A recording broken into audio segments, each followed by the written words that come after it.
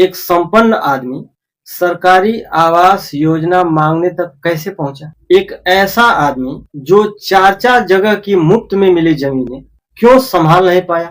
क्या लायक बाप का बेटा लायक ही होता है या कामचोर या भोदू और अकर्मठ ही होता है? मैं यह वीडियो क्यों बना रहा हूं आपको पता है? वो इसलिए कि आप हमारे इस वीडियो से कुछ सीख सकें। जिस तरह से आदमी एक जगह से दूसरी जगह पलायन होता था, उसी तरह से जमीनें एक हाथ से दूसरे हाथ में चली जाती है। अगर आप हमारे इस वीडियो से कुछ सीखना चाहते हैं तो इस वीडियो को बिना स्किप किए लास्ट तक जरूर देखें। जब आप इस वीडियो को पूरा देखेंगे तो आपको समझ में आएगा कि कौन कहां पे गलती कर रहा है, जिससे आदमी अर्श से फर्श तक पहुंच जाता है।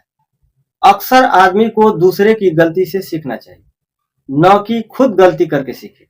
इस बात को समझने के लिए अतीत की एक घटना को उदाहरण के तौर पे लेते हैं। एक आदमी अपने घर को छोड़कर इसलिए चल देता है कि उसके पास बहुत कम जमीनें रहती हैं। वह आदमी दूसरी जगह जाके हुंडा पर जमीनें लेकर के खेती करने लगता है और कुछ दिन तक खेती करता है। इसी बीच में चकबंदी का कार्यक्रम शुरू होता है। जिन जमीनों पर वह हुंडा पर खेती करता है, उन जमीनों का लगान भर के वह अपने नाम करा लेता है। उस टाइम में ऐसा नियम रहता है कि जो आदमी 2-3 बार लगान भरेगा, जमीनें उसके नाम हो जाएंगी। आगे फिर क्या था? उस आदमी के 2 बच्चे होते हैं और दोनों बच्चे आगे चल के नौकरी पा जाते हैं। फिर मौज से जिंदगी कटने लगती है। जिंदगी इतनी मौज से कटती है कि खुशी का ठिकाना नहीं रहता।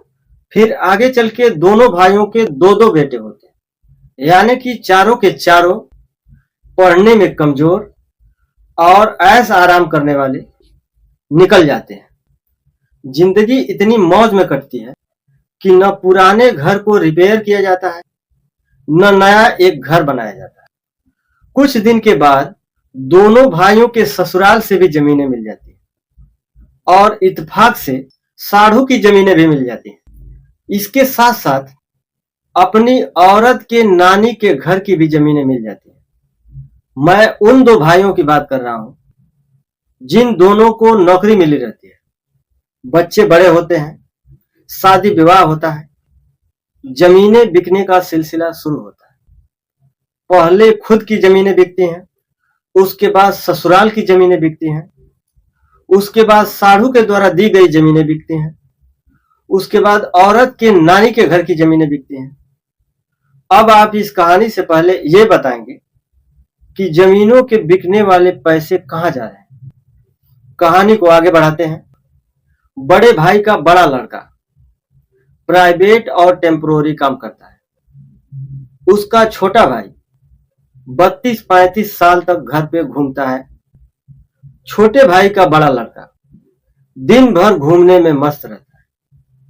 छोटे भाई का छोटा लड़का आगे चल के कुछ दिन तक विदेश जाके कमाता है।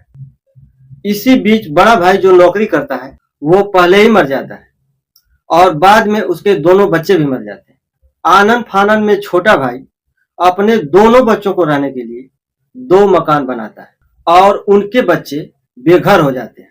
अब उनके बच्चों को संभालने वाला कोई नहीं रहता। उन बच्चों का अगर कोई सहारा होता है तो उनका ननिहाल।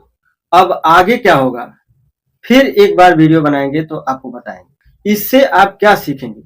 पहली बात आप ये सीखिए कि आप समय रहते कमाने लायक बने। आपको ऊंचा एक स्थान मिल गया तो आप इस गुरूर में मत रहिए कि जो स्थान आपको मिला है वह निरंतर बना रहेगा। दूसरी बात आप ये सीखिए कि आदमी जितना ऐश आराम करता है उतना ही वह फंसता जाता है। तीसरी बात आप ये सीखिए कि मुफ्त की मिली दौलत कहीं न कहीं अपनी कीमत ले लेती है।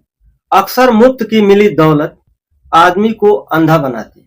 कभी कभी मुफ्त में मिली दौलत की कीमत आदमी के रूप में चुकाना पड़ता है। आज के इस वीडियो में बस इतना ही। फिर मिलेंगे अगले वीडियो में। वीडियो पसंद आए तो आप चैनल को सब्सक्राइब करें, वीडियो को एक लाइक जरूर करें।